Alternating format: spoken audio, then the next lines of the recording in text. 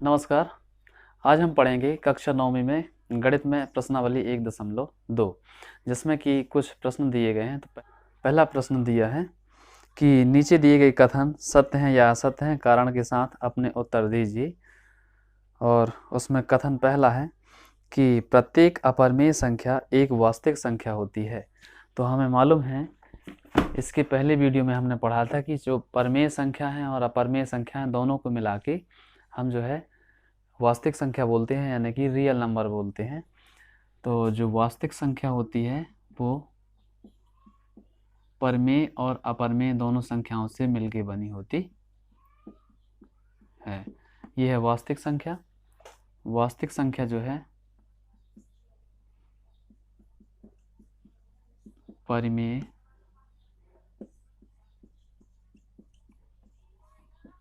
और अपरिमेय संख्या से मिलके बनी होती है।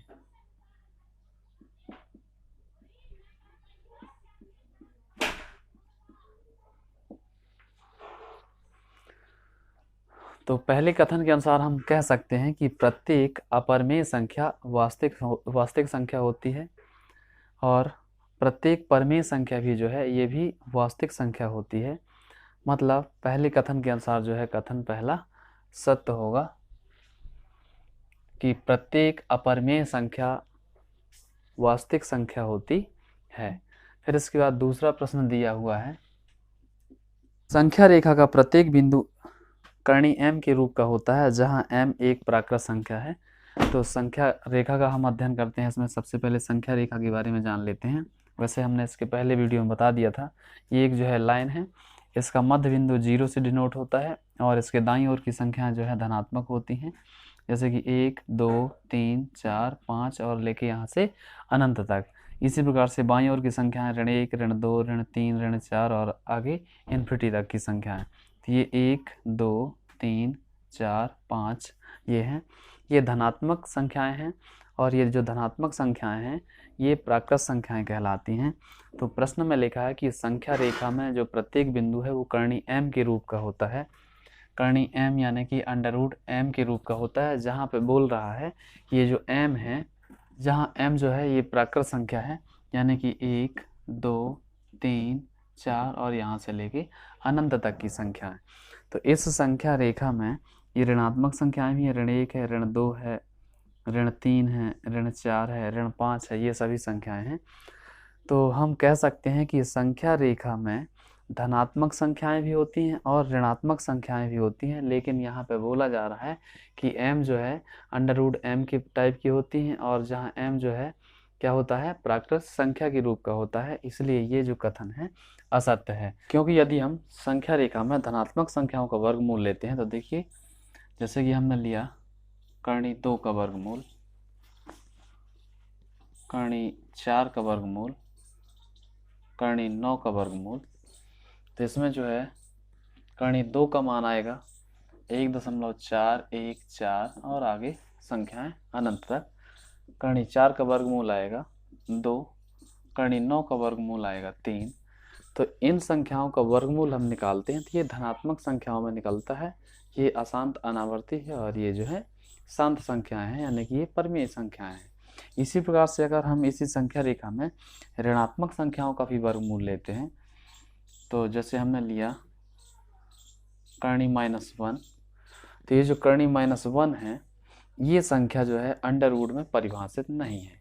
मतलब इसमें जो है संख्या रेखा में हम इस जो ये हमारी संख्या रेखा है √-1 का मान जो है परिभाषित नहीं करती है। इसी प्रकार से यदि हम कर्णी 4 का लेते हैं तो इसका भी जो वर्गमूल निकलेगा वो इस संख्या रेखा में परिभाषित नहीं है।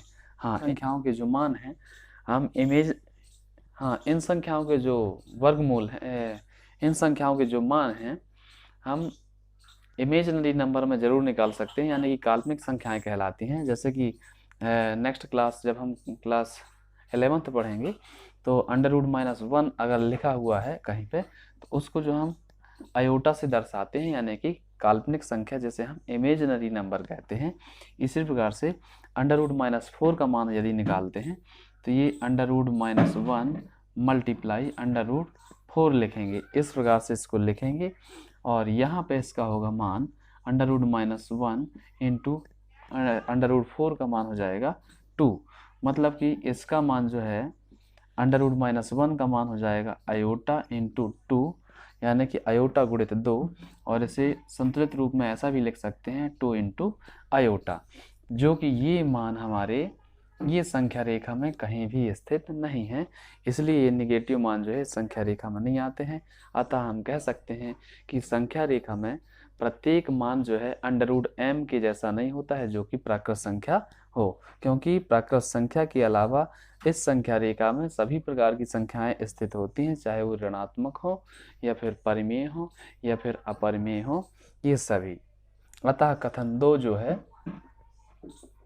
वो असत्य होगा, क्योंकि अगर हम इन संख्याओं का अंडर रूट लेते हैं और इन संख्याओं का अंडर रूट लेते हैं, तो जैसे हमने यहाँ पे लिया 4 का अंडर रूट, तो ये 4 धनात्मक संख्या है जिसका वर्गमूल निकलेगा 2।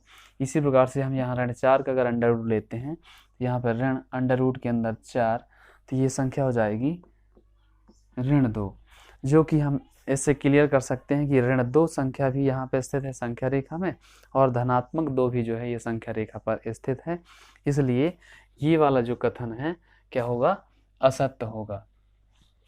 अब दूसरा पहले का तीसरा प्रश्न लिखा हुआ है कि प्रत्येक वास्तविक संख्या एक अपरिमेय संख्या होती है। प्रत्येक वास्तविक संख्या एक अपरिमेय संख्या होती है। तो यहाँ पे हम देख रहे हैं कि संख्या रेखा में अभी पूर्णांक संख्याएं हमको दिख रही हैं, और इन पूरी पूर्णांक संख्याओं को हम परिमेय संख्या के रूप में लिख सकते हैं, जैसे कि 5 के बटे में 1, 4 के बटे में 1, 3 के बटे में 1, 2 के बटे में 1, यानी सभी संख्याएं जो है बटे के रूप में 1 लिखेंगे तो ये पूरी संख्याएं परिमेय संख्याएं बन जाएंगी। लेकिन इन परिमेय संख्याओं के अलावा भी संख्या रेखा में अपरिमेय संख्याएं होती हैं, जैसे कि हम देखते हैं 2 और 3, कोई भी 2 पूर्णांक संख्याएं ले लेते हैं या उनको परिमेय संख्या भी कह सकते हैं। इनके बीच में यहाँ पे अनंत परिमेय और अपरिमेय संख्याएं स्थित होती हैं, इसलिए हम कह सकते हैं कि संख्या रेखा में परिमेय के अलावा अपरिमेय संख्याएं भी स्थित होती हैं। मतलब कि ये जो कथन तीसरा है ये असत्य है। इसमें बोल रहा है कि प्रत्येक वास्तविक संख्या एक अपरिमेय संख्या होती है। तो हमने अभी वास्तविक संख्या के लिए ये शर्त पढ़ी है कि ये जो वास्तविक संख्या है इसमें परिमेय संख्याएं अपरिमेय संख्याएं दोनों प्रकार की होती हैं, परिमेय भी और अपरिमेय भी। तो ये दूसरा कथन हो जाएगा असत्य।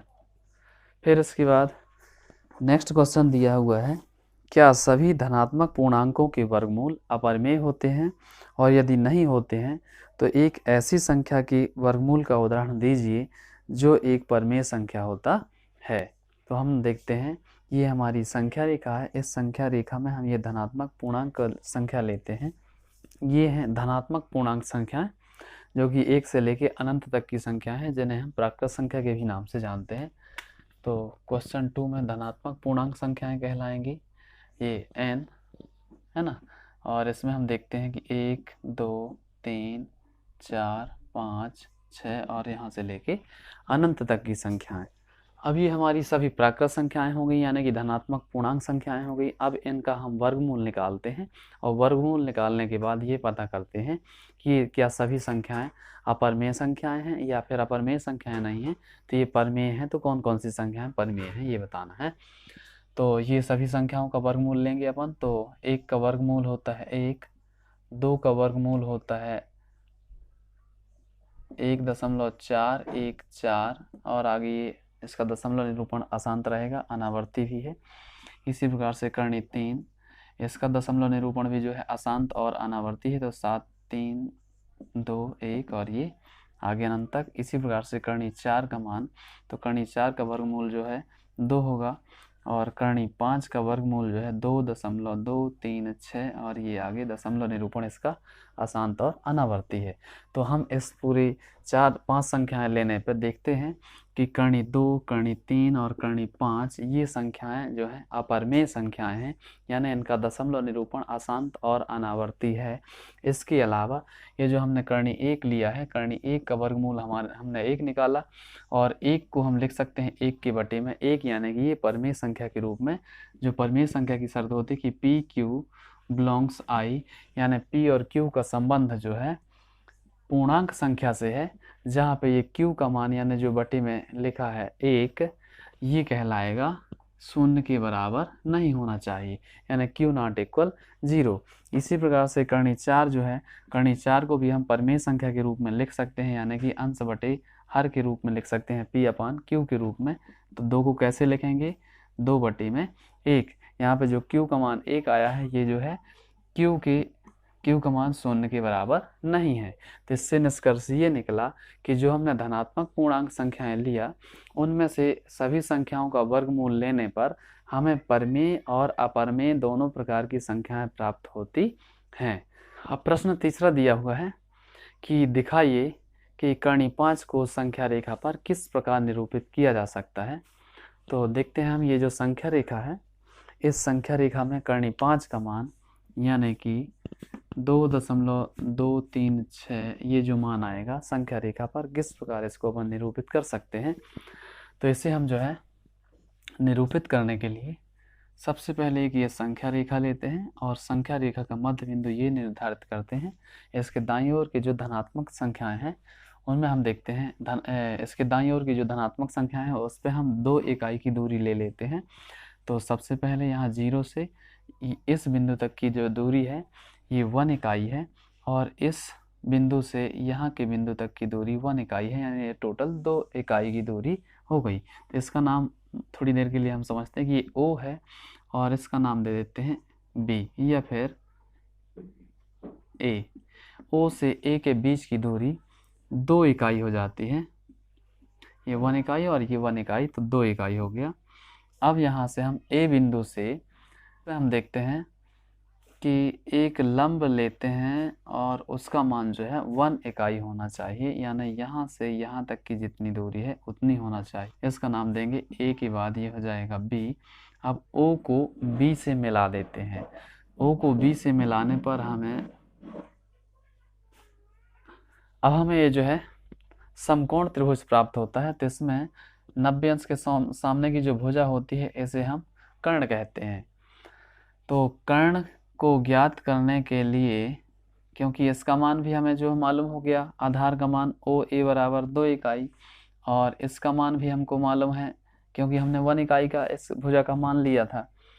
तो जिस त्रिभुज में हमें आधार और लंब मालूम होता है उसमें हम कर्ण का मान ज्ञात कर सकते हैं, और वो जो है पाइथागोरस प्रमेय के माध्यम से ज्ञात कर सकते हैं। तो पाइथागोरस प्रमेय होता है कर्ण का वर्ग बराबर अन्य दो भुजाओं के वर्गों के योग के बराबर होता है। तो कर्ण का वर्ग यानी कि ये है कर्ण इसलिए इसको कहते हैं क्योंकि ये 90 अंश के सामने की भुजा है, और इसे लंब इसलिए कहते हैं क्योंकि ये न्यून कोण के सामने की भुजा है। तो जो न्यून कोण के सामने की भुजा होती है उसे हम लंब कहते हैं, और जिस भुजा में समकोण और न्यून कोण दोनों स्थित होते हैं उसे आसन्न भुजा या फिर आधार कहते हैं। तो यहाँ पे कर्ण का वर्ग बराबर हो जाएगा अन्य दो भुजाओं के वर्गों के योग के बराबर, यानी कि आधार का वर्ग धन लंब का वर्ग। अब यदि अगर कर्ण का मान निकालते हैं, यहाँ से स्क्वायर हटाएंगे तो यहाँ जो है दाएं साइड अंडर रूट लग जाएगा, तो ये हो जाएगा आधार का वर्ग धन लंब का वर्ग।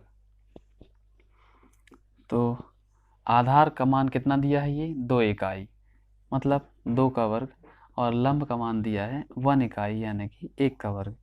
तो यहाँ पे 2 का वर्ग हो जाएगा 4 और 1 का वर्ग हो जाएगा 1, तो ये हो जाएगा 4 और 1 5। तो इसे हम कहेंगे कर्ण बराबर कर्णी 5, यानी कर्ण का मान आ गया कर्णी 5। तो इसे हम कर्णी 5 को संख्या रेखा पर कैसे स्थित कर सकते हैं, जिसका मान ये है। तो यहाँ हम जो है जितना ये कर्ण का मान है उतनी लंबाई का हम यहाँ पे एक चाप खींचते हैं, ये चाप खींचते हैं ऐसा, और इस प्रकार से इसको हम ऐसा काल्पनिक रूप से लाएंगे तो ये लगभग जो है इस भुजा में यहाँ पे पहुँचेगा। तो ये O से A की दूरी कहलाई, यहाँ से यहाँ तक की दूरी है 2 इकाई, यहाँ पे कहीं होगा 3। तो 2 और 3 के बीच में, यहाँ बिल्कुल बीचों बीच में आएगा 2/3/2 यानी कि 5/2 यानी कि 2.50 मध्य मान ये आएगा।